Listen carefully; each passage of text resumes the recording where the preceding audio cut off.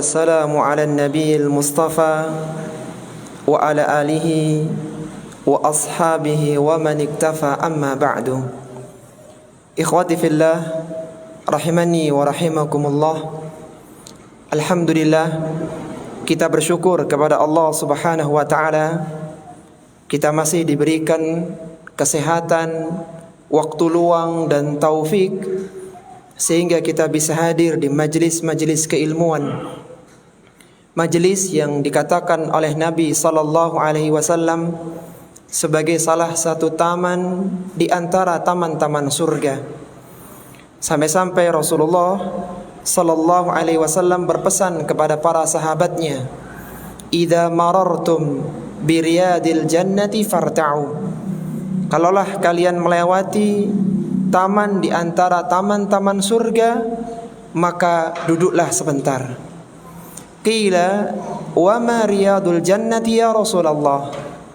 Maka para sahabat bertanya kepada Nabi sallallahu alaihi wasallam, apa itu taman surga wahai Rasulullah? Maka beliau menjawab, hilaqu dzikri, yaitu majlis-majlis keilmuan. Sebuah majlis yang di dalamnya dibacakan ayat-ayat Allah Subhanahu wa taala.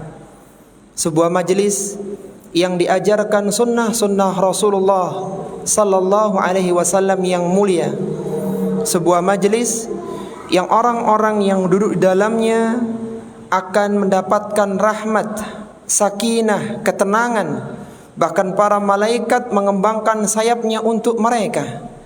Sebuah majlis yang orang-orang yang duduk di dalamnya akan dimintakan ampunan oleh seluruh makhluk yang ada di langit, yang ada di bumi, sampai ikan yang ada di lautan dan semut yang ada di lubangnya. Sebuah majlis yang orang-orang yang duduk di dalamnya tidak akan pernah merasakan kesengsaraan. Kata Allah Subhanahu wa taala dalam hadis qudsinya, humul julasa la yashqa bihim jalisuhum. Mereka lah orang-orang yang duduk di majelis ilmu yang tidak akan pernah sengsara orang-orang yang duduk bersama mereka. Kita bersyukur kepada Allah Subhanahu wa taala, kita masih dimudahkan untuk hadir di majelis-majelis keilmuan. Dan semoga ini pertanda bahwa Allah Subhanahu wa taala menghendaki kita menjadi orang-orang yang baik. Sebagaimana Rasulullah sallallahu alaihi wasallam pernah bersabda, "Man yuridillahu bihi khairan yufaqihu fid din." Barang siapa yang Allah kehendaki kebaikan untuknya, niscaya dia akan dipahamkan di dalam urusan agama. Dan seorang tidak akan paham dalam urusan agamanya kecuali dia luangkan waktunya untuk hadir di majlis ilmu yang mulia. Maka kita bersyukur kepada Allah Subhanahu wa taala atas berbagai kenikmatan-kenikmatan tersebut, terutama nikmat bisa hadir di majlis-majlis keilmuan. Para jamaah rahimani wa rahimakumullah, 21 hari sebelum wafatnya Nabi sallallahu alaihi wasallam, Allah Subhanahu wa taala menurunkan sebuah ayat yang perlu kita jadikan sebagai renungan. Allah Subhanahu wa taala berfirman, "Wattaqu yawman turja'una fihi ila Allah, thumma tuwaffa kullu nafsin ma kasabat wa hum la yuzlamun."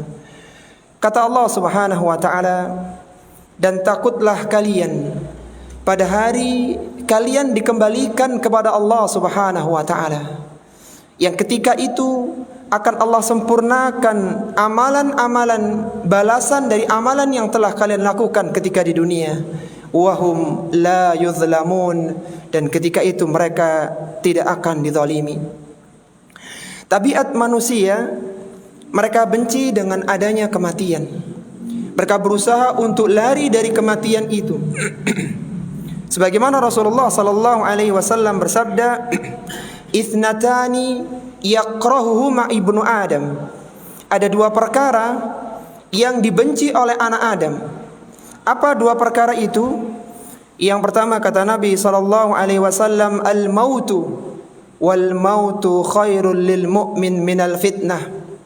Yang pertama adalah kematian, padahal kematian lebih baik bagi orang-orang yang beriman daripada fitnah dunia. Dan yang kedua, wa qillatul mali aqallu lil hisab. Yang kedua adalah wa yakrau qillatul mal. Yang kedua adalah mereka benci sedikitnya harta, padahal sedikitnya harta akan menjadikan sedikitnya hisab pada hari kiamat. Bagaimanapun caranya seorang hamba berusaha lari dari kematiannya, dia menjaga kesehatannya, dia jauhkan dari perkara-perkara yang berbahaya, pada saatnya kematian pasti akan mendatangi juga. Sebagaimana Allah Subhanahu wa taala berfirman dalam surat Al-Jumu'ah pada ayat yang ke-8. Allah berfirman, "Qul innal mauta alladzi tafirruna minhu fa innahu mulaqikum thumma turadduna ila alimil ghaibi wasyahadah fayunabbi'ukum bima kuntum ta'malun."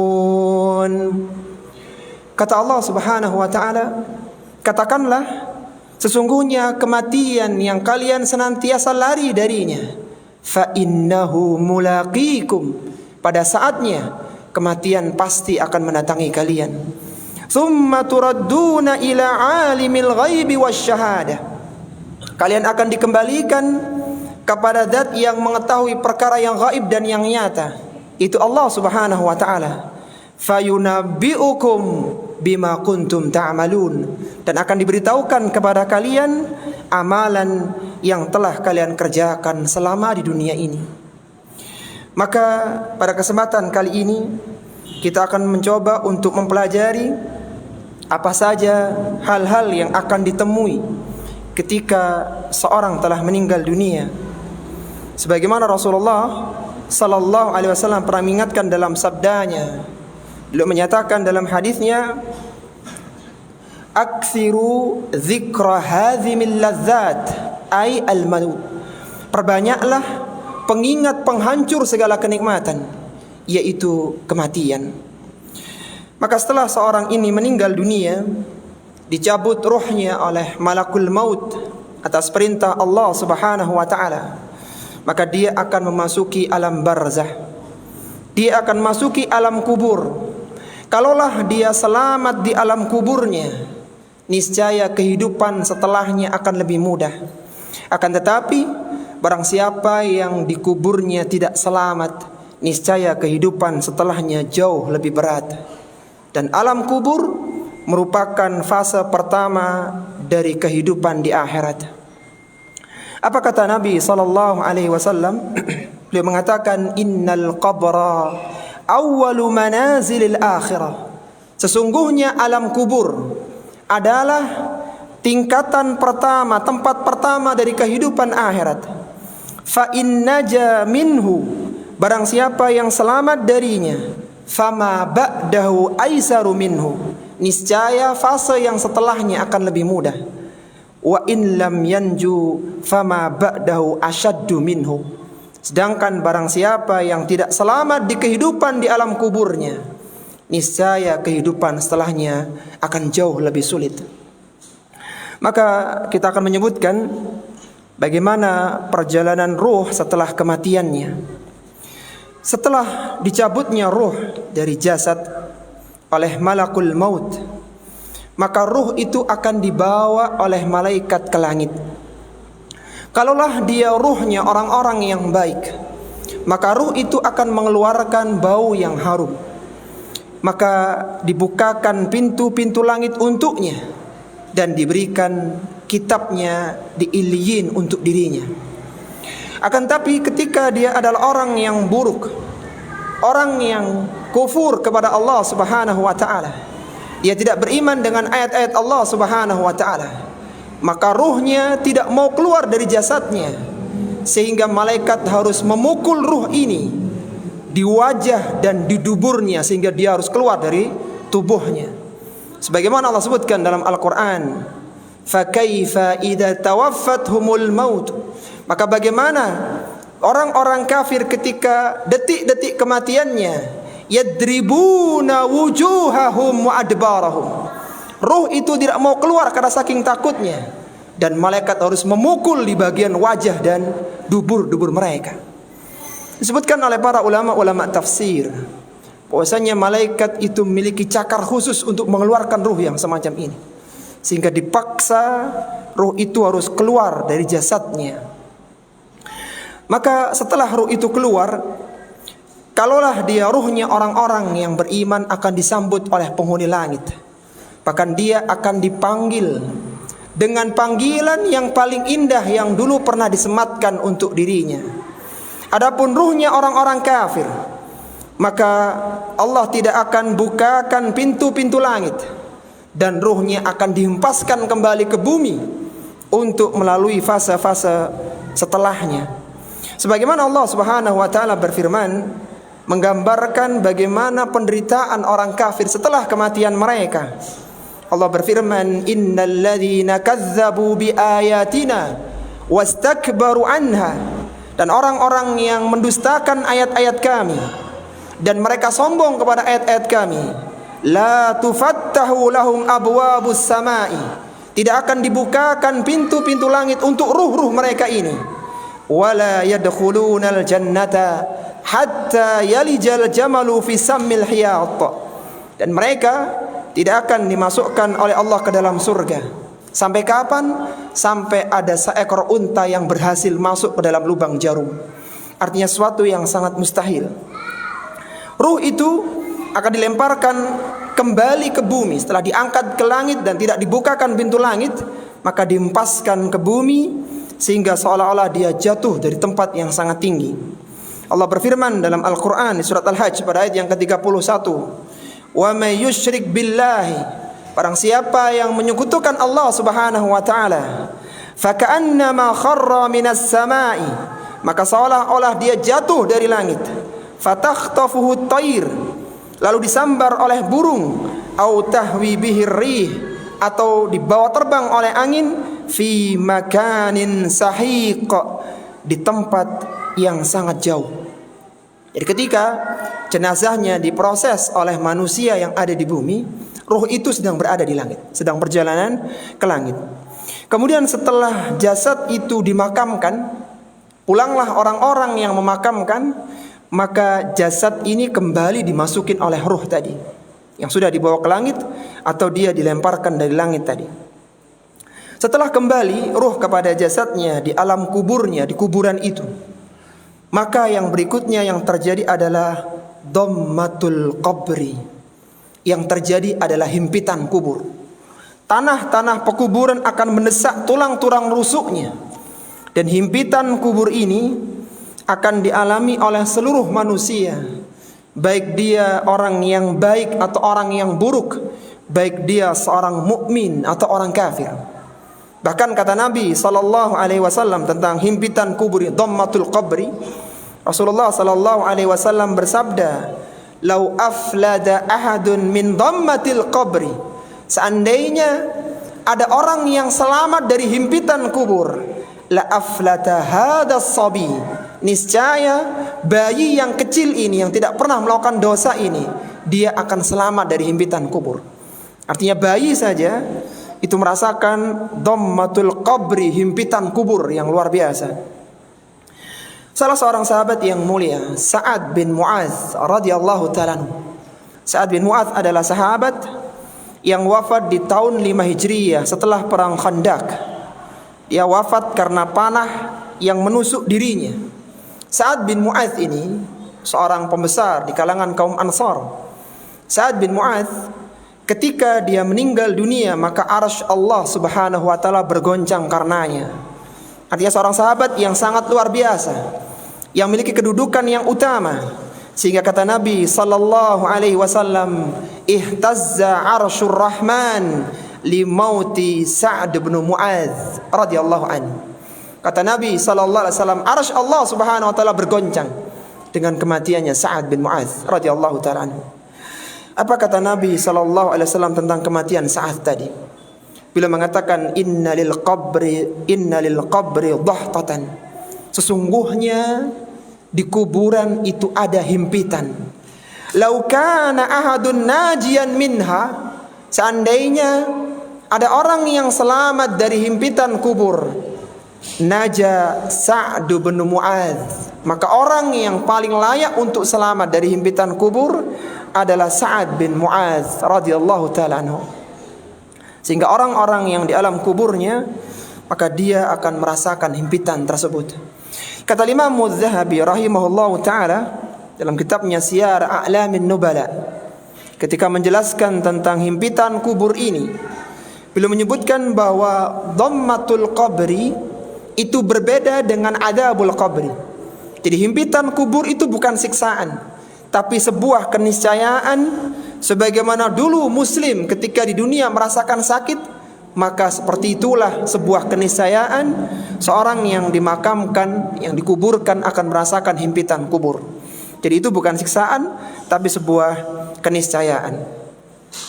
Kemudian setelah itu, ikhwati fillah rahimani wa rahimakumullah, datanglah amalan yang selama ini dia amalkan. Kalaulah dia orang yang baik, maka amalan itu akan Allah wujudkan dengan makhluk yang indah, yang enak dipandang matanya. Akan tapi ketika dia adalah orang yang buruk, yang mengisi hari-harinya dengan berbagai dosa dan kemaksiatan, maka akan datang amalannya dengan bentuk makhluk yang sangat buruk, yang menyeramkan. Sehingga kalaulah dia orang yang baik, maka dia akan dikuatkan oleh amalannya, bahwa sebentar lagi akan datang malaikat yang bertanya, maka tenanglah, engkau pasti bisa menjawabnya. Tapi ketika dia orang yang buruk, maka amalannya sudah menjadikan dia takut sebelum datangnya malaikat penanya, yaitu malaikat Munkar dan Nakir. Kemudian setelah itu datanglah yang disebut dengan fitnatul qabri. Fitnatul qabri adalah pertanyaan untuk orang-orang yang dimakamkan tentang 3 perkara, yaitu tentang siapa Rabbmu, siapa nabimu, dan apa agamamu. Maka Nabi SAW ketika memakamkan sebuah jenazah, beliau mengatakan kepada para sahabatnya yang ikut makamkan saat itu, kata beliau SAW, istaghfiru li akhikum wasalu lahu bitathbit fa innahul ana yus'al. Kata Nabi SAW, mohon ampunkanlah untuk saudara kalian ini yang sekarang ada di alam kuburnya ini, karena dia mohonlah keteguhan untuk dirinya. Kenapa? Fa innahul ana yus'al, karena sekarang dia sedang ditanya oleh malaikat Munkar dan Nakir. Kalaulah dia orang-orang yang beriman, maka Allah Subhanahu wa taala akan memberikan dia keteguhan di dalam menjawab pertanyaan malaikat Munkar dan Nakir. Akan tapi ketika dia orang yang kafir, orang yang buruk amalannya, maka dia akan mengatakan, aku tidak tahu, aku tidak tahu. Sami'tun nasa yaquluna fa'aqul. Aku mendengar manusia tentang Allah, tentang Rasulullah, dan aku ikut-ikutan mereka saja. Aku tidak paham dengan masalah itu. Maka Allah Subhanahu wa taala akan berikan penguatan kepada orang-orang yang beriman. Sebagaimana Allah sebutkan dalam surat Ibrahim pada ayat yang ke-27. Allah menyatakan, yutsabbitullahu alladhina amanu bil qawli tsabiti fil hayatid dunya wa fil akhirah. Kata Allah Subhanahu wa taala, Allah akan berikan peneguhan bagi orang-orang yang beriman bil qawli tsabit, dengan ucapan yang teguh. Kata Abdullah bin Umar radhiyallahu ta'ala anhuma, yang dimaksud dengan kalimat yang teguh dalam ayat yang mulia ini adalah kalimat syahadat la ilaha illallah, atau asyhadu an la ilaha illallah wa asyhadu anna Muhammadar Rasulullah. Dia akan dimudahkan untuk mengucapkan kalimat itu. Kapan? Fil hayatid dunya wa fil akhirah. Ketika di kehidupan dunianya, ketika sakaratul maut, dan di kehidupan akhiratnya ketika di alam kuburnya. Kata Nabi SAW ketika menjelaskan ayat yang mulia ini, surat Ibrahim pada ayat yang ke-27, beliau menjelaskan dengan sabdanya yang mulia. Kata beliau, al-muslimu idza su'ila fi qabrihi fayashhadu an la ilaha illallah wa yashhadu anna Muhammadar Rasulullah wa dzalika qaulullahi yutsabbitullahu alladhina amanu bil qauli tsabiti fil hayatid dunya wa fil akhirah. Kata Nabi sallallahu alaihi wasallam, beliau menjelaskan tafsiran ayat yang mulia itu. Seorang muslim ketika dia ditanya di alam kuburnya tentang siapa Rabbnya, siapa nabinya, dan apa agamanya, maka dia akan diberikan kekuatan untuk mengatakan asyhadu an la ilaha illallah wa asyhadu anna Muhammadar Rasulullah. Dan itulah yang dimaksud dengan al-qaul tsabit dalam ayat yang mulia tadi. Sebuah ucapan yang diteguhkan bagi orang-orang yang beriman. Fitnah kubur ini, ikhwati fillah rahimani wa rahimakumullah, akan mengenai seluruh manusia, baik dia seorang mukmin atau yang kafir, baik dia dewasa maupun anak-anak biasa, kecuali 5 golongan saja. Ada 5 golongan yang tidak terkena fitnah kubur. Yang pertama, yang tidak akan ditanya oleh malaikat Munkar dan Nakir tentang 3 pertanyaan tadi adalah para nabi dan rasul. Kenapa para nabi dan rasul tidak ditanya di alam kubur mereka? Karena merekalah yang dijadikan objek pertanyaan untuk manusia. Coba antum bayangkan, kira-kira kalau Nabi Musa alaihi salatu wassalam ditanya, siapa nabimu wahai Musa? Kira-kira Nabi Musa mau jawab apa kira-kira? Ketika Nabi Isa ditanya, siapa nabimu wahai Isa? Kan Nabi Isa mau jawab apa gitu? Jadi mereka tidak ditanya karena merekalah yang dijadikan objek pertanyaan untuk manusia. Kemudian yang kedua, yang tidak terkena fitnah kubur, tidak ditanya di alam kuburnya adalah para siddiqun. Itu orang-orang yang iman, yang beriman dengan keimanan yang sangat tinggi, yang derajat mereka berada di tingkatan derajatnya para nabi. Kemudian yang ketiga, yang tidak akan terkena fitnah kubur adalah para syuhada. Itu orang-orang yang meninggal di medan peperangan untuk menegakkan kalimat Allah Subhanahu wa taala.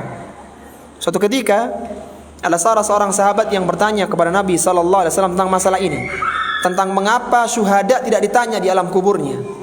Kata para sahabat, "Ya Rasulullah, ma balul mu'minina yuftanuna fi kuburihim illa syahid." Wahai Nabi sallallahu alaihi wasallam, wahai Rasulullah sallallahu alaihi wasallam, mengapa orang-orang yang beriman mereka ditanya di kubur mereka illa syahid, kecuali orang-orang yang meninggal sebagai syuhada, sebagai orang yang mati syahid? Apa kata Nabi sallallahu alaihi wasallam? Kafa bi baraqatis suyufi ala ra'sihi fitnatan. Cukuplah kilatan pedang yang terjadi di atas kepala mereka sebagai fitnah mereka ketika di dunia dulu. Jadi mereka telah berperang, menunjukkan keimanannya yang tinggi, itu sudah cukup sebagai bukti bahwa mereka beriman kepada Allah dan Rasulnya. Kemudian yang keempat, yang tidak akan ditanya di alam kuburnya adalah murabitun, yaitu orang-orang yang berjaga-jaga di perbatasan negeri ketika terjadinya peperangan. Jadi garda terdepan yang menjaga kaum muslimin, maka mereka itulah yang disebut murabitun. Apa bedanya antara murabitun dengan syuhada? Kalau syuhada ini dia gugur sebagai seorang syahid, ya, orang yang mati syahid. Adapun murabitun yang berjaga-jaga, bisa jadi dia selama berjaga tidak terbunuh. Jadi dia pulang kembali ke keluarganya, tapi kemauan dia, keberanian dia mau menjaga perbatasan negeri ketika terjadinya peperangan, maka itu menjadikan dia selamat dari fitnah kubur. Sebagaimana Rasulullah sallallahu alaihi wasallam menyebutkan keutamaan orang-orang yang berjaga di perbatasan negeri ketika terjadinya peperangan, ribatu yaumin wa lailatin khairun min siyami syahrin wa qiyamihi. Kata Nabi sallallahu alaihi wasallam, orang-orang yang beribat, yang berjaga-jaga di perbatasan negeri kaum muslimin ketika terjadi perang, sehari semalam saja, yaumin wa lailatin, sehari semalam dia jaga, 24 jam dia jaga, khairun min siyami syahrin wa qiyamihi. Pahalanya lebih besar daripada orang yang puasa full 1 bulan di siang harinya dan sholat tahajud di malam harinya. Jadi kalau ada orang yang puasa 1 bulan penuh siang hari, malamnya tahajud sebulan penuh, itu kalah dengan orang-orang yang sehari jaga di perbatasan negeri itu, yang murabitun tadi itu. Kemudian kata Nabi SAW, wa in mata jara alaihi amaluhu alladhi kana ya'maluhu. Kalaulah dia terbunuh ketika berjaga-jaga itu, maka amalannya yang biasa dia amalkan, pahalanya akan terus mengalir untuknya. Jadi misalnya dia biasa salat duha, maka meskipun dia sudah meninggal, ditulis pahala salat duha. Ketika dia biasa baca Quran, maka tulis baca Quran, dan demikian seterusnya. Wa ujriya alaihi rizquhu, dan rizkinya terus mengalir kepadanya. Kemudian yang terakhir kata Nabi, wa aminal fattan, dan dia diselamatkan dari fitnah kubur.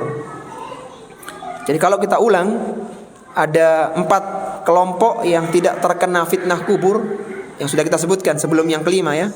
Siapa tadi yang pertama? Para nabi dan rasul ya, tidak akan kena mereka. Yang kedua, para siddiqun, orang-orang yang tingkat imannya tinggi di bawah para nabi.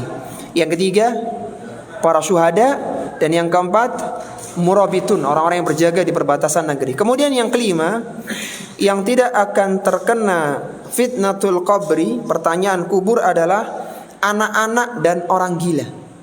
Anak-anak tidak kena dan orang gila tidak kena. Kenapa? Karena mereka ghairu mukallaf. Dan gila yang kita maksudkan di sini adalah gila sejak kecil sampai meninggal. Jadi dia sejak lahir gila, kemudian dia meninggal masih dalam kondisi gila. Adapun ketika dia sempat mengalami fase normal, sehat, maka masa sehat itu ditanya oleh Allah Subhanahu wa taala. Taib, itu tentang fitnah kubri atau fitnah kubur, yaitu pertanyaan di alam kubur, dan dikecualikan untuk 5 kelompok tadi. Orang-orang yang telah mendapatkan, yang berhasil menjawab pertanyaan kubur, maka dia akan mendapatkan nikmatul qabri. Dia akan mendapatkan nikmat kubur. Sebaliknya, orang-orang yang tidak bisa menjawab pertanyaan kubur, maka dia akan mendapatkan azabul qabri, siksa kubur. Jadi kalau berhasil dapat nikmat, kalau dia gagal maka dia mendapatkan siksa. Sebagaimana disebutkan oleh Nabi sallallahu alaihi wasallam, beliau bersabda, "Inna ahadakum idza mata urida alaihi maq'aduhu bil ghadati wal ashyi." Jika salah seorang di antara kalian meninggal dunia dan dia telah berhasil atau dia telah melewati fitnah kubur, maka akan diperlihatkan kepadanya setiap pagi dan petang. Apa yang diperlihatkan untuk orang ini di alam kuburnya? Kata Nabi, in kana min ahlil jannati fa min ahlil jannah. Kalaulah dia orang-orang yang akan dimasukkan ke dalam surga, maka dia akan ditunjukkan tempatnya di surga. Makanya di surga itu, ketika seorang itu sudah masuk di surga, sudah di depan pintu surga, maka dia akan tahu jalan menuju rumahnya di surga, sebagaimana dia hafal jalan menuju rumahnya ketika di dunia. Allah berfirman dalam Al-Quran, wa yudkhiluhumul jannata arrafaha lahum, dan mereka akan dimasukkan ke dalam surga, di surga yang mereka sudah sangat mengenalnya. Arrafa itu isim tafdhil dari arafa. Kalau arafa itu orang tahu saja, kalau arrafa itu tahu, paham, hafal tempatnya di surga. Kenapa seperti itu? Karena setiap pagi dan petang dibukakan sebuah lubang yang dia bisa melihat tempat duduknya di surga. Sehingga ketika itu dia akan mengatakan, ya Allah, tegakkanlah hari kiamat, segera tegakkan hari kiamat, supaya dia bisa masuk ke dalam surga.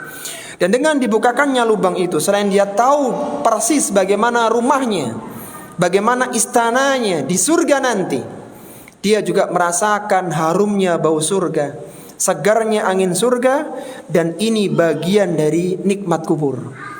Sehingga seorang akan merasakan waktu yang singkat di alam kuburnya. Bahkan kuburnya akan diluaskan, akan diberikan cahaya, sehingga dia diperintahkan oleh Allah untuk tidur seperti tidurnya pengantin baru. Ya, dia tidak terasa, kemudian kiamat sudah ditegakkan. Adapun bagi orang-orang yang penghuni neraka, kata Nabi sallallahu alaihi wasallam, wa in kana min ahlin nari fa min ahlin nar. Kalaulah dia penghuni neraka, maka akan dibukakan satu lubang untuk dia, sehingga dia bisa melihat tempat siksaannya nanti di neraka. Sampai kapan seperti ini? Hatta yab'atsakallahu ilaihi yaumal qiyamah, sampai Allah membangkitkan mereka pada hari kiamat kelak. Dikuatkan pula dengan ayat Allah dalam surat Al-Mu'min pada ayat yang ke-46 tentang dibukakannya sebuah lubang bagi penghuni kubur, baik itu yang mukmin atau yang kafir. Allah berfirman tentang orang-orang atau tentang Fir'aun dan bala tentaranya. Allah berfirman, "An-naru yu'raduna 'alaiha ghuduwwan wa 'ashiyya." Kepada mereka, kepada Fir'aun dan bala tentaranya, setiap pagi dan petang itu ditampakkan neraka untuk mereka. Wa yauma taqumus sa'ah, ketika telah terjadi hari kiamat, adkhilu ala fir'auna asyaddal azab. Ketika hari kiamat akan dikatakan oleh para malaikat, untung ketika di alam kuburnya dia mendapatkan kenikmatan di alam kuburnya, dia tidak berhasil menjawab pertanyaan, maka dia akan mendapatkan sisaan yang luar biasa. Ketika dia tidak berhasil menjawab pertanyaan malaikat Munkar dan Nakir, dia akan dipukul dengan palu godam raksasa, yang ketika palu itu dipukulkan kepada gunung, niscaya gunung itu akan hancur berkeping-keping, dan dia akan berteriak sekuat-kuatnya, dan teriakannya didengarkan oleh seluruh makhluk kecuali jin dan manusia. Kalaulah jin dan manusia mendengar teriakannya, niscaya jin dan manusia akan pingsan karena kuatnya teriakan dia saat dipukul oleh malaikat, karena dia tidak bisa menjawab pertanyaan yang diajukan. Di antara yang menyebabkan siksa kubur adalah seorang yang tidak bertabir ketika buang air kecil. Dia tidak menutup diri dari buang air kecilnya. Dan di antara pula adalah seorang yang biasa mengadu domba. Jadi ambil satu ucapan kemudian diberikan yang lainnya. Kalau pada zaman kita sekarang mengadu domba jauh lebih mudah ya, naudzubillah min dzalik. Jadi seorang meng-screenshot dan beliau mengatakan innahuma la yu'adzabani, sesungguhnya dua penghuni kubur ini sekarang sedang disiksa. Wa ma yu'adzabani fi kabir, dan mereka tidak disiksa dengan perkara yang mereka anggap besar. Jadi dosanya dianggap dosa-dosa biasa dulu itu ketika di dunia. Apa dosa mereka? Amma ahaduhuma fakana yamshi bin namimah. Adapun salah satu dari keduanya, dulu ketika di dunia dia biasa berjalan dengan namimah. Dia biasa mengadu domba orang lain. Bahkan disebutkan dalam sebuah hadis, la yadkhulul jannata namam, tidak akan masuk surga orang domba. Jadi membawa pembicaraan diberikan ke yang lainnya untuk memecahkan hubungan di antara mereka. Wa ammal akhar, adapun yang lainnya kata Nabi, fakana la yastatiru min baulihi. Yang kedua yaitu orang yang tidak bertabir ketika buang air kecil. Dia berada di tengahnya, kemudian ketika dia menepi, maka di tepinya itu ada tumpukan batu dan sudah ada orang yang menyumpal mulutnya dengan batu itu. Kemudian dia jalan ke tengah lagi. Kemudian dia balik ke tepi, demikian seterusnya. Jadi dia keluar atau dia menengah kemudian keluar, disumpal lagi mulutnya. Saat itu Nabi SAW bertanya kepada malaikat Jibril, siapa orang ini wahai Jibril? Kata Nabi, ini adalah orang yang di dunia dia makan riba.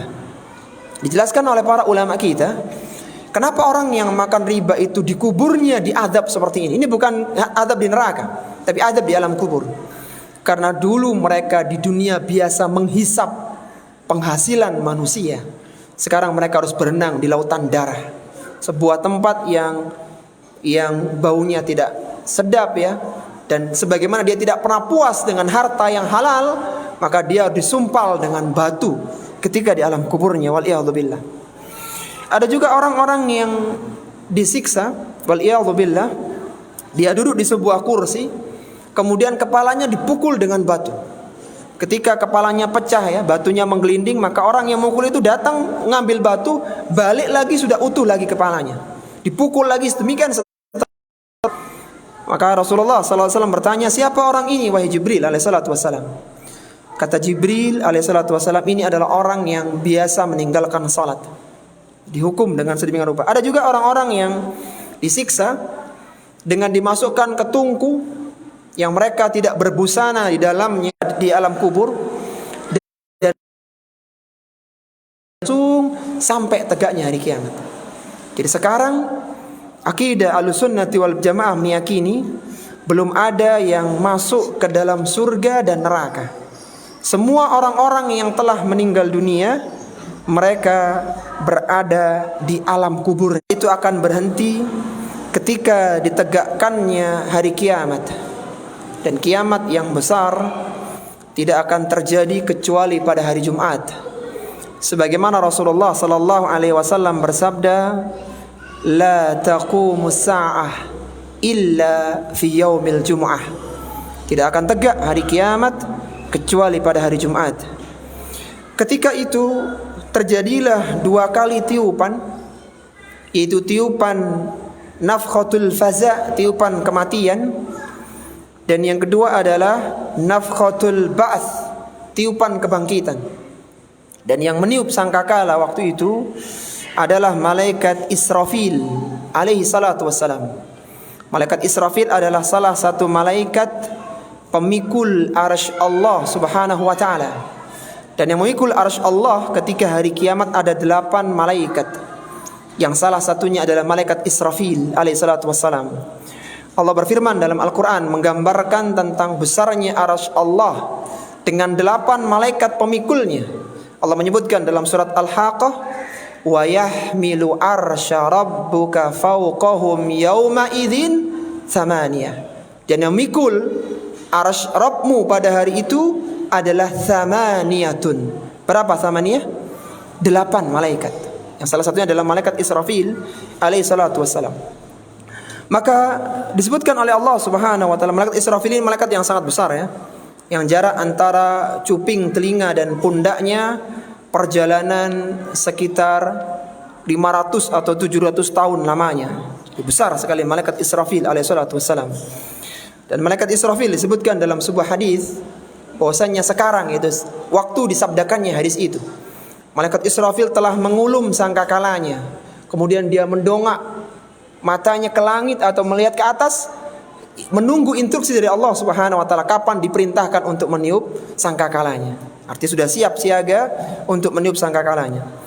Ketika terjadi tiupan yang pertama, nafkhatul faza, maka matilah, wafatlah semua makhluk-makhluk Allah subhanahu wa ta'ala, kecuali yang dikecualikan.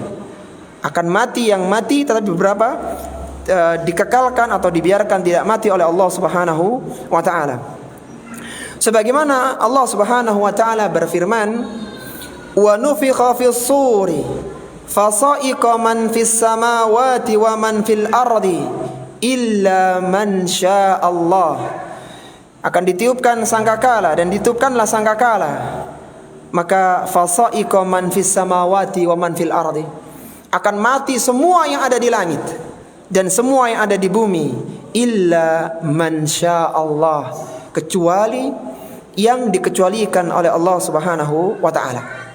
Sehingga dari sini kita tahu bahwasanya ada makhluk yang tidak mati atau tidak musnah dengan adanya tiupan faza itu, tiupan kematian itu. Siapa yang tidak meninggal atau tidak mati? Yang pertama adalah arsy Allah subhanahu wa ta'ala, tidak akan rusak dengan tiupan sangkakala. Adzan ya. Baik, kita simak adzan dulu. Wassallallahu ala nabiyyina Muhammadin wa ala alihi wa sahbihi wasallam.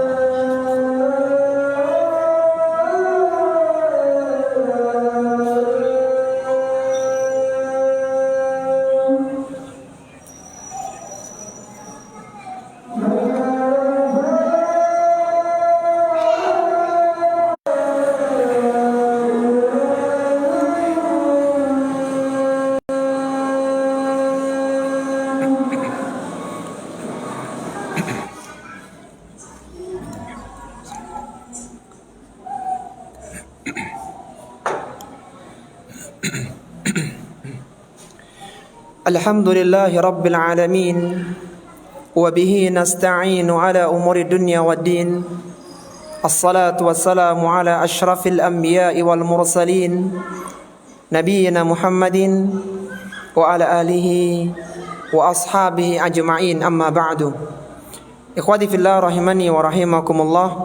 Kita lanjutkan pembahasan tentang fase tiupan kematian ketika ditiupnya sangkakala pada hari kiamat. Maka ada beberapa makhluk yang tidak musnah dengan adanya tiupan tersebut. Yang pertama diantaranya adalah arsy Allah subhanahu wa ta'ala. Arsy Allah adalah makhluk Allah yang terbesar, yang tidak akan hancur dengan tiupan sangkakala. Rasulullah sallallahu alaihi wasallam pernah menyebutkan tentang perbandingan arsy. Sebelumnya ya, kita sebutin dulu arsy yang pertama yang tidak akan hancur. Kemudian yang kedua adalah kursi. Kursi dikatakan oleh Abdullah bin Abbas radhiyallahu ta'ala anhuma, seorang sahabat pakar tafsir yang wafat tahun 68 Hijriah di Taif. Ketika beliau menafsirkan firman Allah, wasi'a kursiyuhu samawati wal ard, dan kursi Allah seluas langit dan bumi. Kata Abdullah bin Abbas, al-kursi maudi'ul qadamain.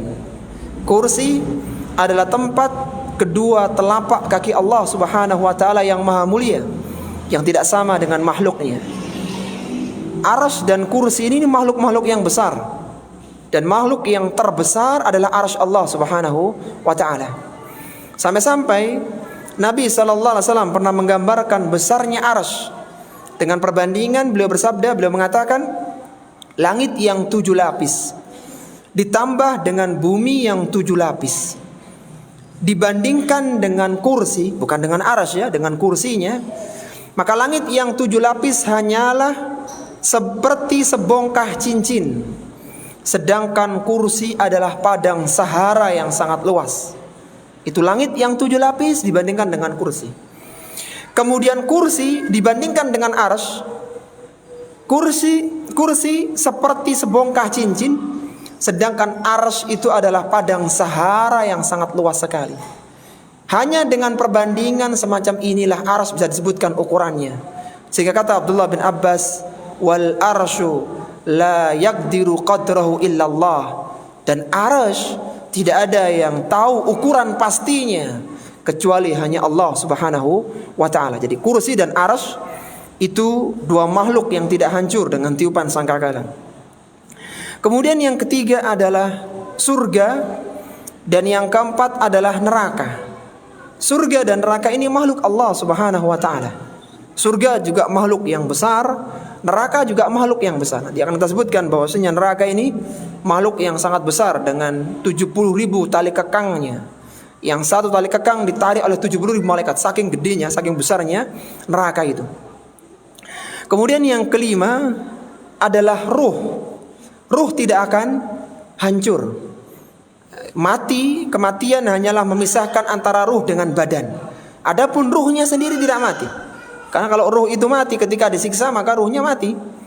Maka ruh tidak bisa musnah, tidak bisa mati. Kemudian yang keenam adalah ajbuz zanab, yaitu tulang ekor. Nanti akan kita sebutkan hadisnya. Jadi ada 6 yang tidak hancur dengan tiupan sangkakala. Yang pertama apa tadi? Arsy. Yang kedua kursi. Yang ketiga surga. Yang keempat neraka. Yang kelima ruh. Yang keenam ajbuz zanab, tulang ekor. Nah, taib. Setelah itu, setelah terjadinya tiupan kehancuran dan semuanya diwafatkan oleh Allah subhanahu wa ta'ala kecuali yang dikecualikan tadi, maka akan ada jarak 40 lamanya, baru datanglah tiupan kebangkitan. Sebagaimana sabda Nabi sallallahu alaihi wasallam, ma bainan nafakhataini arbaun. Jarak antara dua tiupan itu adalah 40, kata Nabi. Qala arbauna yauman. Apakah 40 itu 40 hari maksudnya wahai Rasulullah? Qala abaitu. Kata Nabi, aku tidak mau menjawabnya. Qala arbauna syahran. Apakah 40 itu maksudnya 40 bulan wahai Rasulullah? Qala abaitu. Kata Nabi, aku tidak mau menjawabnya. Maka sahabat bertanya lagi, qala arbauna sanatan. Apakah kira-kira 40 itu adalah 40 tahun? Kata Nabi, qala abaitu. Aku tidak akan menjelaskannya. Kenapa Nabi SAW tidak mau menjelaskannya? Karena 40 itu tidak bisa diukur dengan hari. Hari, bulan, bahkan tahun adalah perputaran siang dan malam. Hari dikatakan sehari ketika berganti antara siang dan malam. Sedangkan ketika hari kiamat, mataharinya nggak ada. Matahari sudah Allah hancurkan ketika kejadian hari kiamat. Maka bagaimana bisa diukur? Tidak ada hari yang berputar saat itu. Meskipun para ulama lebih cenderung 40 itu adalah 40 tahun lamanya, sekitar 40 tahun lamanya. Kemudian beliau bersabda, "Tsumma yanzilullahu minas sama'i ma'an."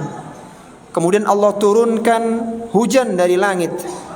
Fayanbutuna kama yanbutul baqlu. Kalian akan tumbuh seperti tumbuhnya sayuran. Walaysa minal insani syai'un illa yubla illa azman wahidan wa huwa ajbuz zanab. Kata Nabi, tidaklah tersisa dari diri manusia kecuali hancur semuanya, illa azman wahidan, kecuali satu tulang saja, yaitu ajbuz zanab, yaitu ujungnya tulang ekor itu. Wa minhu yuraqibul khalqu yaumal qiyamah, dan dari tulang ekor itu akan dirakit kembali, akan diciptakan kembali, dibangkitkan kembali manusia pada hari kiamat.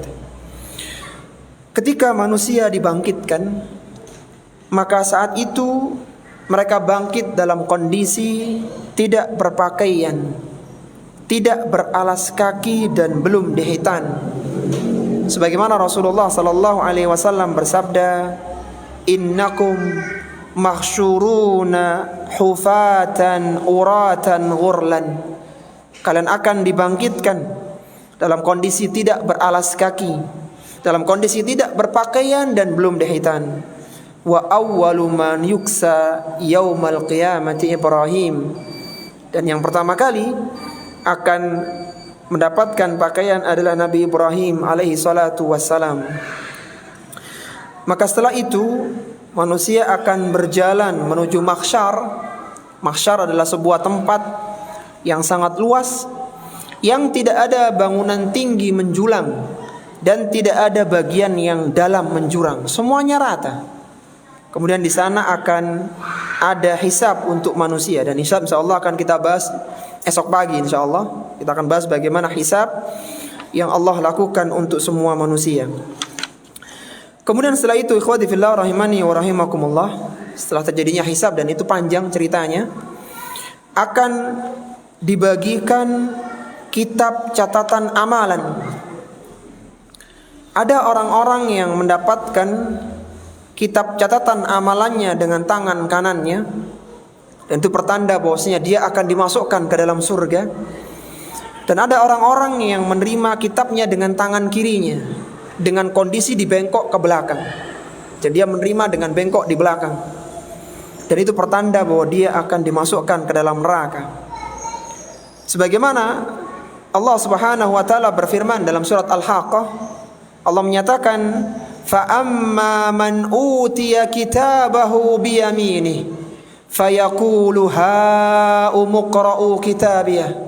Adapun orang-orang yang menerima kitabnya dengan tangan kanannya, ketika kitab-kitab itu disebarkan, maka mereka mengatakan, ha umqra'u kitabiyah. Nih lihat nih, baca kitabku ini. Masya Allah, isinya bagus-bagus amalan-amalan kebaikan. Dia bangga, dia senang dengan kitab amalannya. Wa amma man utiya kitabahu bishimali. Adapun orang yang menerima kitabnya dengan tangan kirinya, fayaqulu ya laitani lam uta kitabiyah. Dia mengatakan, seandainya kitabku ini tidak pernah diberikan kepadaku. Dan ayat yang lainnya Allah berfirman, wa amma man utiya kitabahu wara'a dhahri. Dan orang-orang yang diberikan kitabnya di balik punggungnya dengan tangan kirinya, fasaufa yad'u thubura. Maka mereka berteriak mengatakan, celaka aku, celaka aku. Karena itu pertanda bahwa dia akan dimasukkan ke dalam neraka. Di kitab itu, ikhwati fillah rahimani wa rahimakumullah, tertulis semua amalan manusia, baik amalan yang besar maupun amalan yang kecil, baik amalan yang dilakukan secara terang-terangan ataupun amalan yang disembunyikan dari pandangan manusia. Allah menyebutkan tentang kitab, tentang sifat kitab catatan amalan.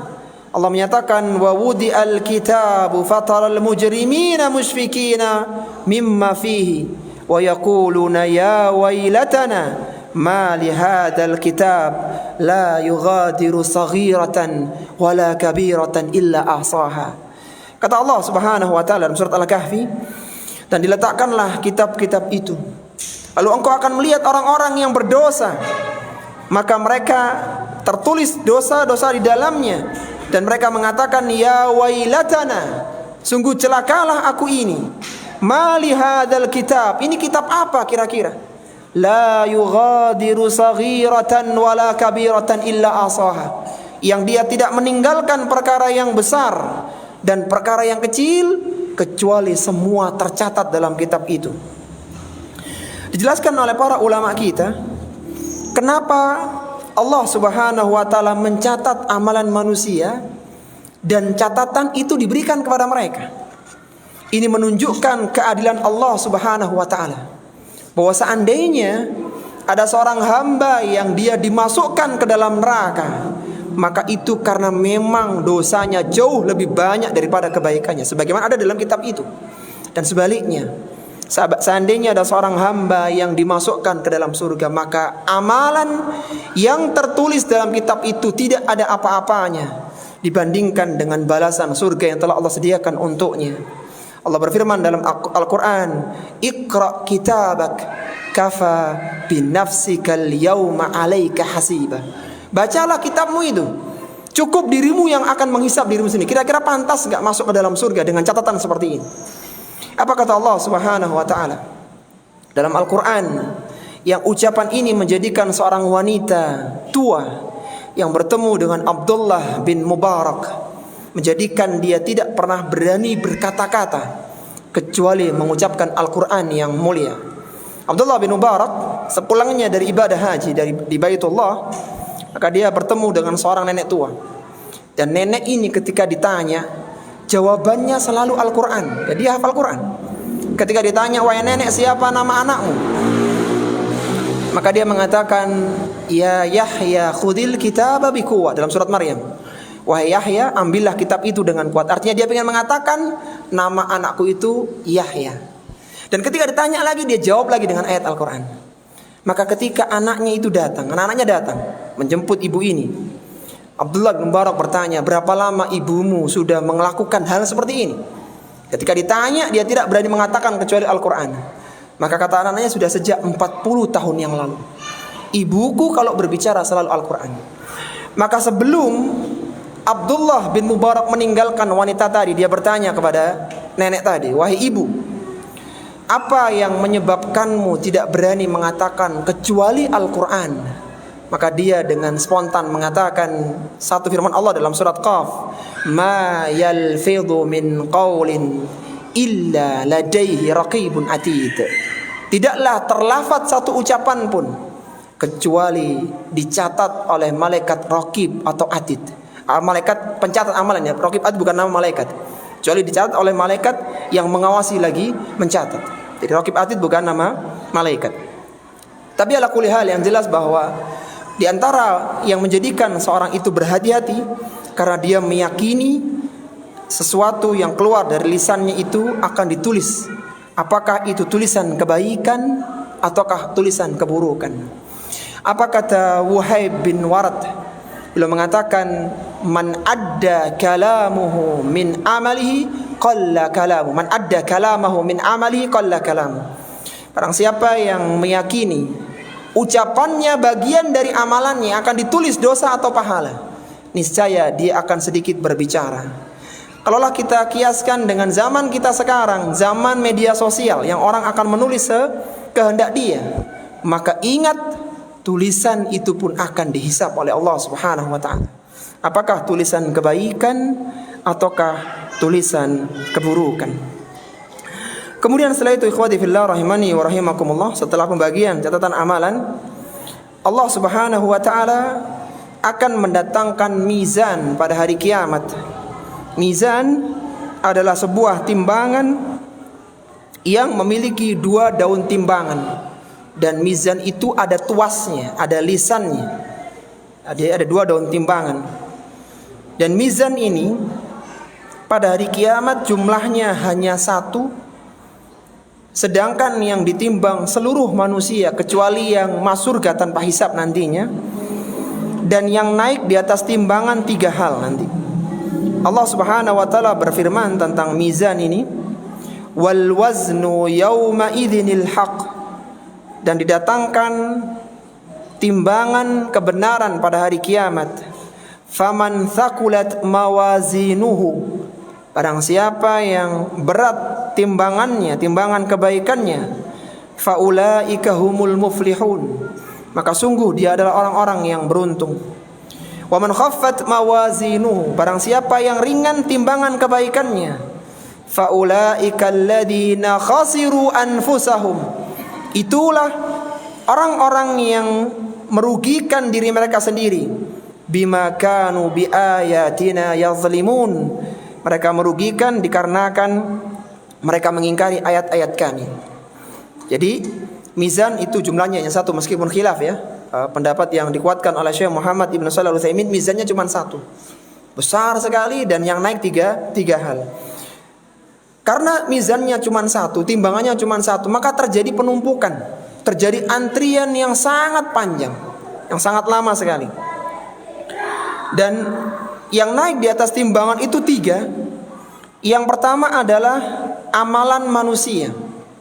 Amalan pada hari kiamat akan dijadikan dalam bentuk konkret dan dia dinaikkan di atas timbangan.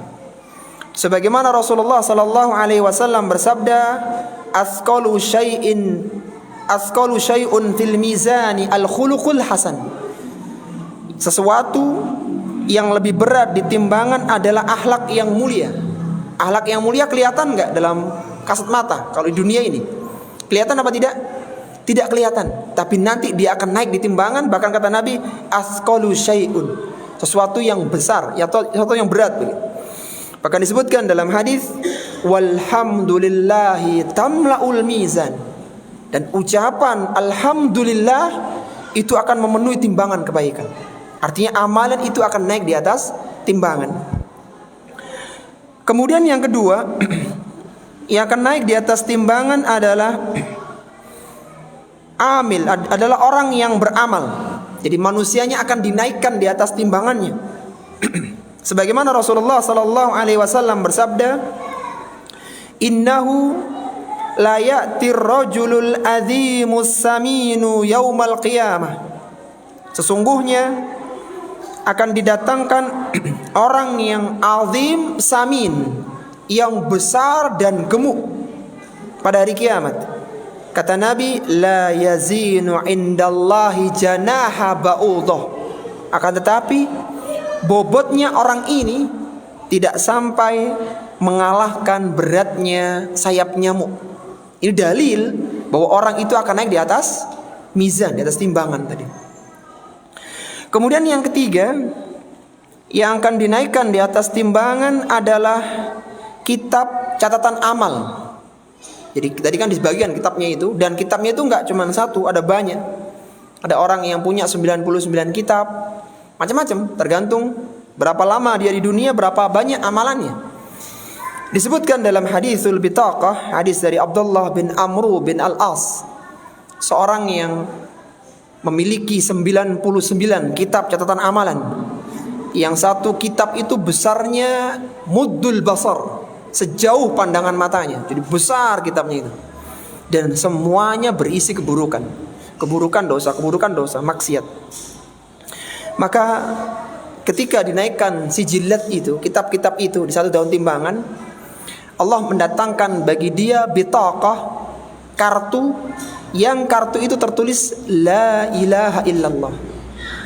Maka ketika mau diletakkan di daun timbangan, orang ini mengatakan, ya Allah, apalah artinya sebuah kartu kecil dibandingkan dengan kitab-kitab yang gede, yang besar itu, ya Allah. Maka Allah mengatakan, pada hari ini engkau tidak akan dizalimi. Kemudian beliau mengatakan dalam hadisnya, fatudau sijillatu fi kaffatin wal bitaqatu fi kaffatin. Diletakkanlah kitab amalannya di satu daun timbangan, dan bitaqah diletakkan di timbangan yang lainnya. Kemudian fatosati sijillat, tiba-tiba terlempar kitab-kitab itu karena saking beratnya bitaqah tadi itu. Bitaqah yaitu kitab atau kartu yang bertuliskan la ilaha illallah tadi. Coba kita ulang dulu, ada 3 yang naik di atas mizan. Yang pertama apa? Yang pertama amalan manusia. Yang kedua orangnya yang beramal. Yang ketiga kitab catatan amal, suhuful amal itu. Kitab catatan amal itu dinaikkan di atas mizan. Taib, di fase mizan ini, ikhwati fillah, rahimani wa rahimakumullah, manusia terbagi dalam 3 keadaan. Yang pertama, berat amalan kebaikannya, dan ini pertanda dia akan dimasukkan ke dalam surga. Kemudian yang kedua, berat amalan keburukannya, dan ini pertanda dia akan dimasukkan ke dalam neraka. Kemudian yang kedua adalah yang sejajar antara kebaikan dengan keburukan. Allah berfirman dalam Al-Quran di surat Al-Qari'ah. Allah menyebutkan dalam surat itu, wa amma man khaffat mawazinuhu fahuwa fi 'aisyatir radiyah wa amma man thaqulat mawazinuhu fahuwa fi 'aisyatir radiyah wa amma man thaqulat mawazinuhu fahuwa fi 'aisyatir radiyah wa amma man khaffat mawazinuhu fa ummuhu hawiyah. Jadi ketika orang itu berat kebaikannya, maka dia akan dalam kehidupan yang diridhai, yaitu surga. Wa amma man khaffat mawazinu, dan barang siapa yang ringan kebaikannya, maka niscaya dia akan dimasukkan ke dalam neraka sebagai tempat kembalinya. Maka dari sini, sebelum bahas tentang orang yang dalam posisi sama tadi, kebaikan dan keburukannya sama, maka dari sini kita tahu bahwa tidak semua pelaku dosa itu pasti dimasukkan ke dalam neraka. Tidak semua pelaku dosa dimasukkan ke dalam neraka. Kenapa? Karena bisa jadi dia punya dosa tapi kebaikannya lebih banyak. Jadi lebih berat kebaikannya, masuknya kemana? Ke surga. Bisa jadi dia melakukan dosa telah diampuni sehingga kebaikannya lebih banyak dan dimasukkan dalam surga. Sebaliknya ketika dia punya dosa, punya kebaikan, dosanya lebih banyak, maka dimasukkan ke dalam neraka. Jadi kembali lagi bahwa tidak semua pelaku dosa merasakan neraka. Kenapa? Tergantung hasil mizan. Sehingga Allah mengatakan apa dalam surat Al-Zalzalah? Allah mengatakan di akhir surat Al-Zalzalah, ketika menyebutkan amalan yang dianggap sedikit, ya, Allah menyatakan, gimana itu di akhirnya itu? Faman ya'mal mithqala dzarratin khairan yarahu wa man ya'mal mithqala dzarratin syarran yarahu. Barang siapa yang melakukan kebaikan, maka dia akan yarahu, dia akan melihatnya. Melihat di mana? Di kitab catatan amalannya. Wa man ya'mal mithqala dzarratin syarran yarahu. Barang siapa yang melakukan keburukan, maka dia akan melihat di kitab catatan amalannya. Perkara dia nanti masuk surga atau neraka, tunggu hasil mizan. Taib. Sekarang bagaimana dengan orang-orang yang berada di titik yang sama antara kebaikan dengan keburukannya? Maka mereka inilah yang disebut dengan ashabul a'raf. Mereka berada di tempat yang tertahan dulu, meskipun ringkasnya nanti mereka pun akan dimasukkan ke dalam surga. Jadi orang-orang yang dimasukkan ke dalam neraka hanyalah orang-orang yang berat timbangan keburukannya. Taib, kita tahu ikhwati fillah rahimani wa rahimakumullah, bahwa semua amalan kebaikan itu dilipat gandakan. Kata Nabi sallallahu alaihi wasallam, kullu amali ibni adam yudha'af al-hasanatu bi asyri amsalha. Setiap amalan itu dilipat gandakan oleh Allah Subhanahu wa taala. Satu kebaikan akan Allah catat minimal 10 kali lipatnya, ila sab'atin ila at'afin katsirah, sampai 700 kali lipat, bahkan sampai lipatan yang sangat banyak sekali. Intinya amalan kebaikan itu dilipat gandakan, sedangkan amalan keburukan hanya ditulis 1 keburukan saja. Apa kata Abdullah bin Mas'ud, seorang sahabat pakar tafsir yang wafat tahun 32 Hijriah, ketika memberikan ancaman kepada orang-orang yang ternyata dosanya jauh lebih banyak daripada kebaikannya.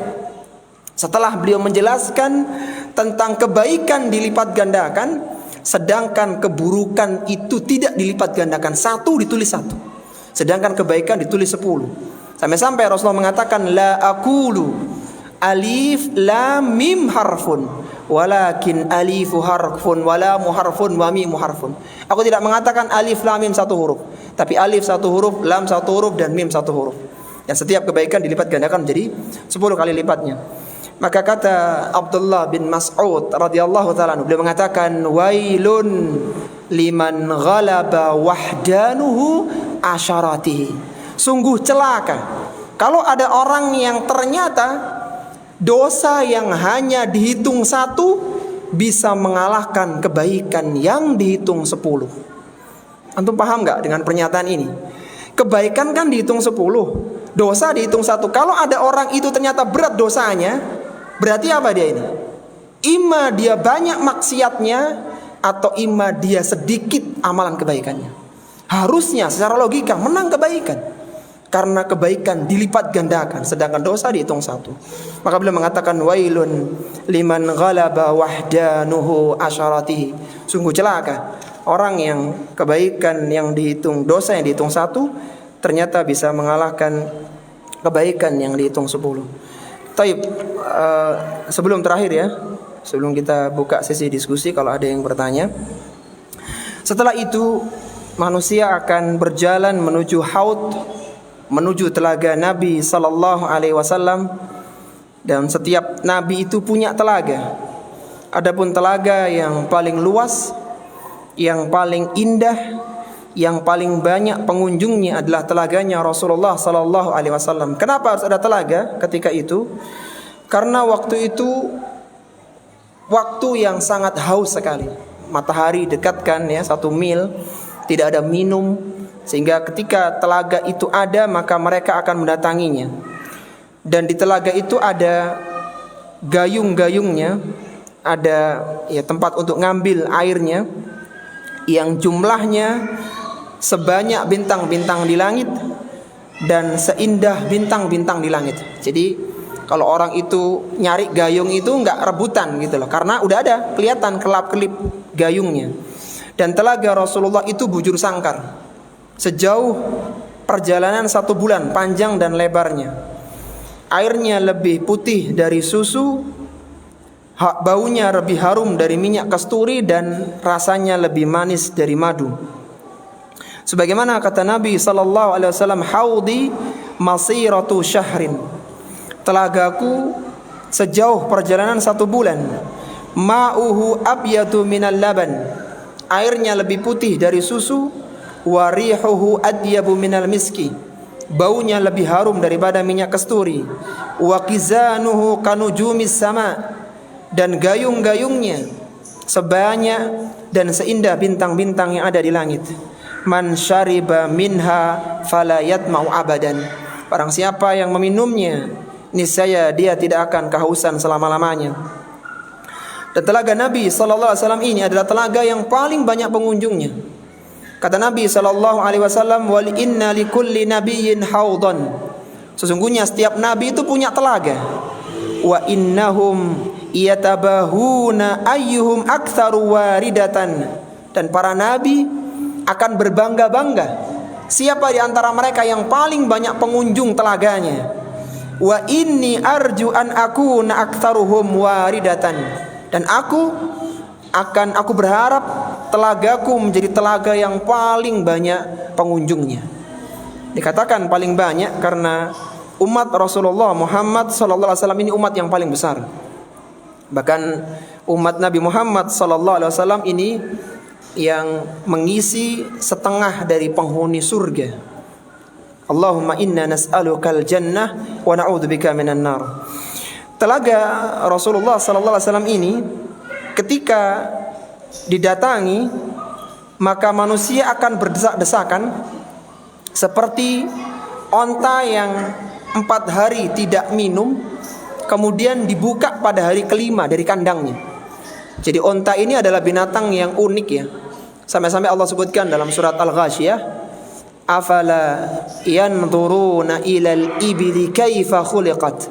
Apakah kalian tidak melihat bagaimana onta itu diciptakan? Onta ini binatang unik. Dia binatang yang bisa menempuh perjalanan jauh tanpa kompas. Jadi orang kalau mau luar kota pakai onta zaman dulu itu nggak perlu ngasih navigator. Dia udah pernah dituntun ke sana, ketika tidur di haudaj itu, di sekedupnya itu, onta itu akan jalan nyampe tujuannya. Siang malam dia jalan nyampe tujuannya. Dan onta ini dia bisa mengangkat beban berat. Jadi dinaikkan yang besar-besar itu onta mampu, kalau kuda nggak bisa.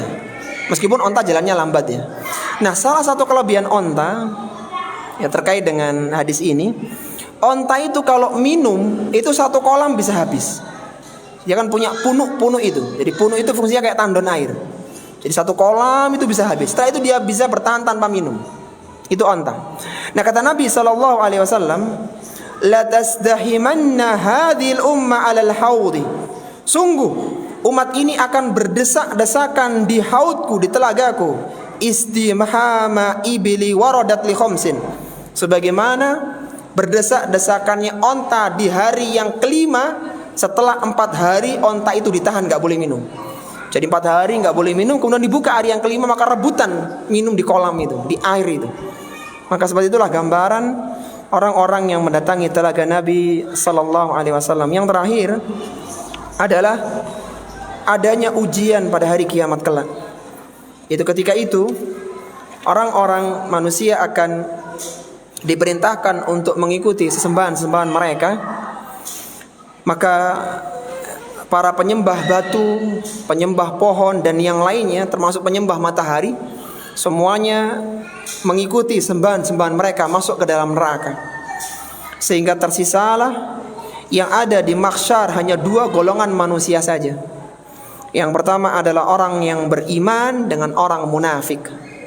Yang tersisa di mahsyar hanya 2 golongan manusia ini. Maka ketika itu Allah Subhanahu wa taala datang.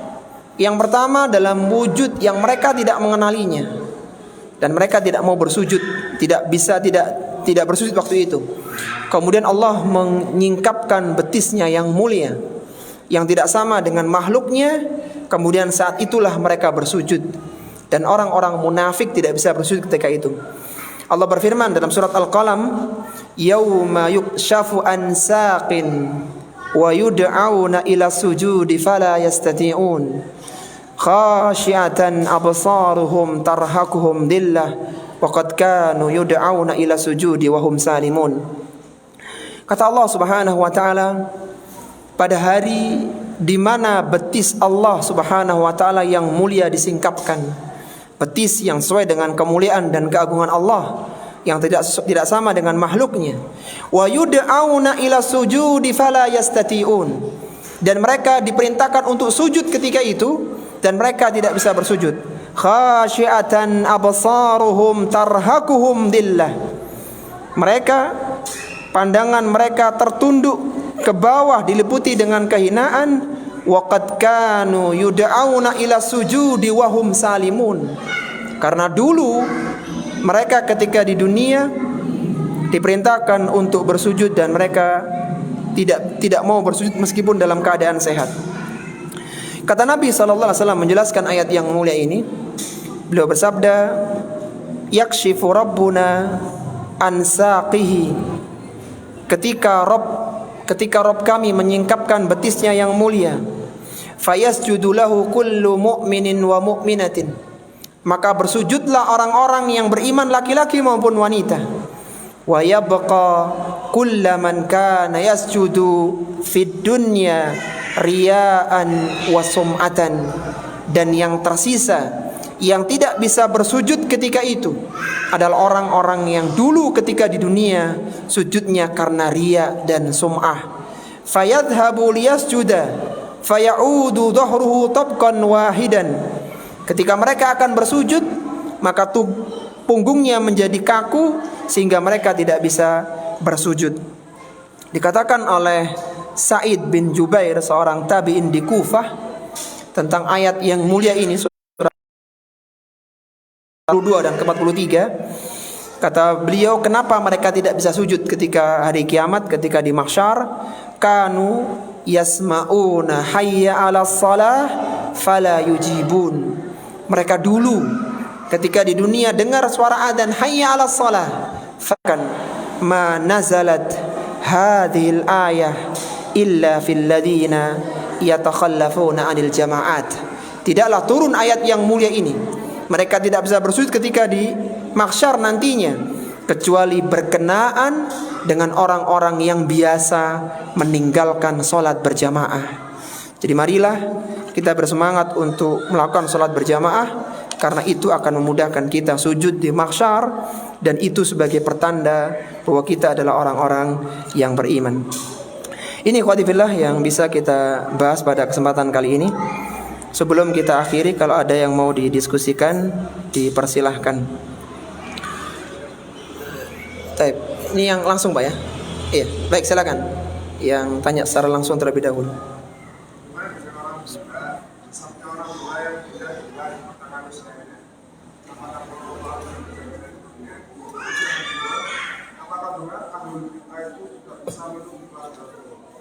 Tidak bisa apa?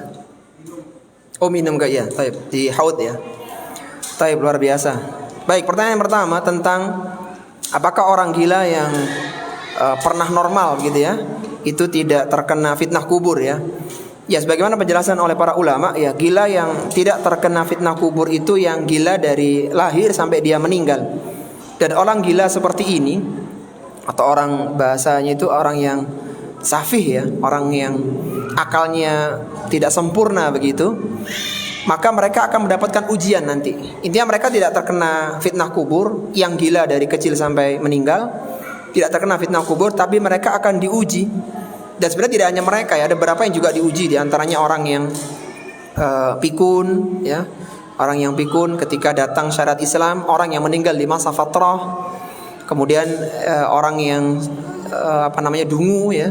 Jadi beberapa orang juga akan diuji pada hari kiamat, sebagaimana disebutkan dalam hadis yang sahih, dalam hadis qudsi. Apa ujian mereka? Yaitu mereka diperintahkan untuk melemparkan diri mereka ke dalam neraka. Ketika mereka mengikuti instruksi itu, perintah itu, maka mereka dimasukkan ke dalam surga.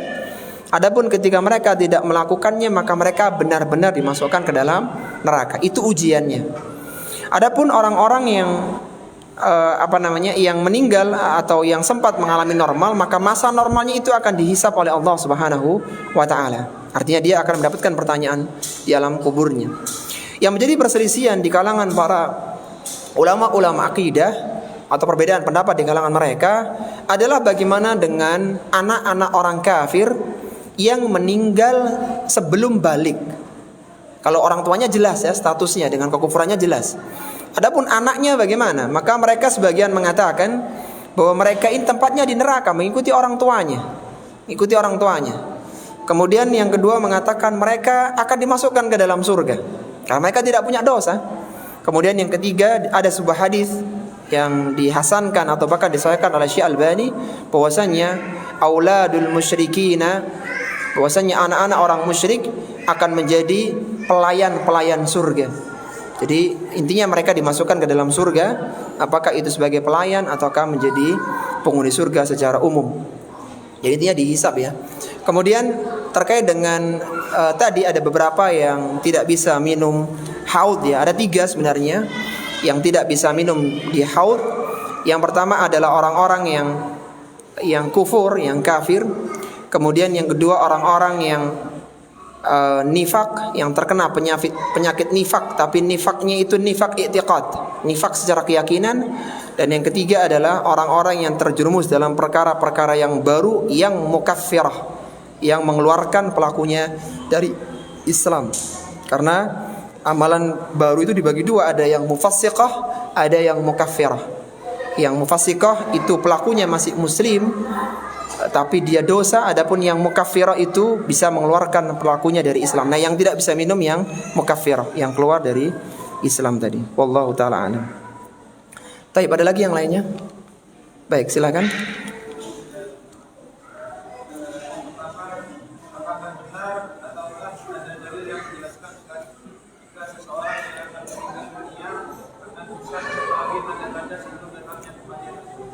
Baik, Masya Allah. Iya. Masya Allah, pertanyaan sangat bagus ya. Baik, apakah seorang ini tahu kapan datangnya kematian untuknya?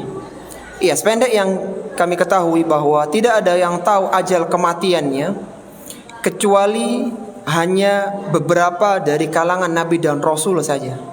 Adapun manusia biasa, maka mereka tidak tahu kapan kematiannya datang. Mereka tidak tahu kapan ajalnya itu datang kepada dia. Adapun misalnya ada orang yang mengatakan sebentar lagi aku akan pergi dan kebetulan besoknya dia meninggal, maka itu hanya ucapan-ucapan yang kebetulan cocok saja. Dia tidak tahu kapan kematiannya datang. Betapa banyak orang yang sakit keras, bahkan koma, dia tidak meninggal dunia, bahkan dia sembuh normal. Dan betapa banyak orang yang kondisinya sehat, esok harinya dia sudah meninggal dunia. Intinya, tidak ada satu jiwa pun yang tahu kapan dia meninggal dunia dan di mana dia akan dikebumikan. Sebagaimana Allah sebutkan dalam surat Luqman, "Wa ma tadri nafsun madza taksibu ghada, wa ma tadri nafsun bi ayyi ardin tamut." Kata Allah Subhanahu wa taala, dan satu jiwa tidak akan tahu dengan pasti apa yang akan dilakukan esok pagi. Dan satu jiwa tidak akan tahu bi ayyi ardin tamut, di manakah dia akan meninggal dunia. Tidak ada satupun yang tahu kemana atau di mana dia diwafatkan oleh Allah Subhanahu wa taala. Baik, adapun meninggal di antara kiat untuk meninggal ya. Tanda-tanda atau kiatnya ini? Oh, kiatnya. Baik, di antara kiat untuk meninggal secara husnul khatimah, yang pertama adalah menjaga tauhid. Menjaga tauhid dan otomatis menjauhi berbagai bentuk kesyirikan. Sebagaimana tadi disebutkan oleh Allah Subhanahu wa taala dalam surat Ibrahim pada ayat yang ke-27. Allah menyatakan yusabbitullahu alladhina amanu bil qawli tsabiti fil hayatid dunya wa fil akhirah. Orang-orang yang beriman dengan keimanan yang teguh ya, maka Allah akan berikan ucapan yang teguh ketika kematiannya, ketika sakaratul mautnya. Yaitu karena dia beriman dengan iman yang benar. Kemudian yang kedua, hendaknya seorang istiqamah di atas kebaikan. Karena bisa jadi orang akan diwafatkan di amalan yang biasa dia lakukan. Ketika dia berbiasa untuk melakukan salat sunnah, puasa sunnah, atau bahkan baca Quran, maka besar kemungkinan dia diwafatkan ketika melakukan amalan itu. Dan di antara ciri kematian yang baik, yang husnul khatimah, adalah mati ketika melakukan kebaikan. Sebagaimana Rasulullah sallallahu alaihi wasallam menyebutkan tentang keistiqomahan, ahabbul amali ila Allah adwamuha wa in qalla. Dan sebaik amal yang dicintai oleh Allah adalah yang dawam, yang istiqomah meskipun sedikitnya. Iya, jadi istiqomah kemudian juga menjauhi kesyirikan. Wallahu taala alam. Taib, yang terakhir ya ini ya, dari pertanyaan yang tertulis. Manakah yang harus didahulukan, membayar hutang yang selama ini belum dicicil ataukah haji bersama keluarga? Taib, dilihat dulu ya. Kalau memang hutangnya itu sudah waktunya bayar, maka segera diselesaikan. Tapi kalau hutangnya belum waktunya jatuh tempo, maka bisa digunakan untuk yang lainnya. Dan ingat ikhwati fillah, rahimani wa rahimakumullah, jangan bermudah-mudahan dalam masalah hutang. Rasulullah sallallahu alaihi wasallam itu pernah tidak menyolatkan satu jenazah karena jenazah ini masih punya utang. Bahkan Nabi pernah mengatakan, nafsul mu'mini mu'allaqatun bidainihi hatta yuqda anhu. Jiwa orang yang beriman itu tergantung dengan utangnya sampai dibayarkan hutangnya. Sebagai disebutkan, suatu ketika ada sebuah jenazah, dia punya utang, Rasulullah nggak mau menyolatkan.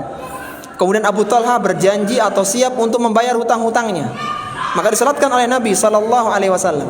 Kemudian ketika bertemu dengan Nabi, ditanya, wahai Abu Talha, sudah dibayar belum hutangnya? Belum, wahai Rasulullah. Segera bayar kan?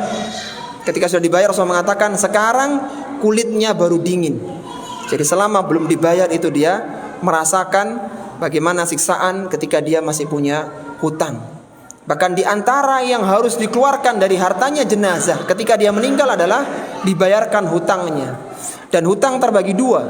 Ada hutang kepada Allah Subhanahu wa taala dan hutang kepada sama manusia. Hutang kepada Allah misalnya nazar, misalnya hutang puasa dan sebagainya. Itu harus selesaikan semua hutang ini. Dan ingat bahwasanya hutang adalah sebuah tanggungan yang meskipun seorang terbunuh di medan peperangan, itu hutangnya tidak bisa lunas kecuali dibayar atau dihalalkan. Nabi pernah mengatakan tentang keutamaan orang yang mati syahid di medan peperangan, yughfaru kulla syai'in min syahid illa ad-dain. Allah akan hapuskan semua kesalahan orang-orang yang melakukan yang terbunuh di medan peperangan, yang mati syahid, illa ad-dain, kecuali hutang. Jadi tidak bisa utang menjadi lunas gara-gara mati syahid. Jadi harus diselesaikan masalah hutang ini. Dan ingat, hutang hendaknya tidak dilakukan kecuali dalam kondisi terpaksa. Jadi hati-hati, zaman sekarang ini hutang sangat mudah sekali. Maka jangan tergiur untuk berhutang kecuali terpaksa. Dan dengan tidak berhutang maka seorang akan hidup dengan mulia. Dia akan tidur dengan nyenyak meskipun dalam kondisi apa adanya. Tapi ini khawatibillah rahimani wa rahimakumullah yang bisa kita bahas pada kesempatan kali ini. Semoga ini bisa memantik semangat kita untuk melakukan berbagai amalan-amalan yang mulia. Kita persiapkan bekal sebelum datangnya kematian, agar Allah memudahkan kita untuk masuk ke dalam surga yang penuh dengan kenikmatan. Adapun pembahasan setelahnya tentang hisab, bahkan sampai surga dan neraka kalau cukup waktunya, insyaallah akan kita bahas esok pagi setelah sholat subuh insyaallah. Ana mohon maaf kalau ada hal yang kurang berkenan. Kita akhiri. Subhanakallahumma wa bihamdika asyhadu an la ilaha illa anta astaghfiruka wa atubu ilaik. Wa akhiru da'wana alhamdulillahi rabbil alamin. Wassalamualaikum warahmatullahi wabarakatuh.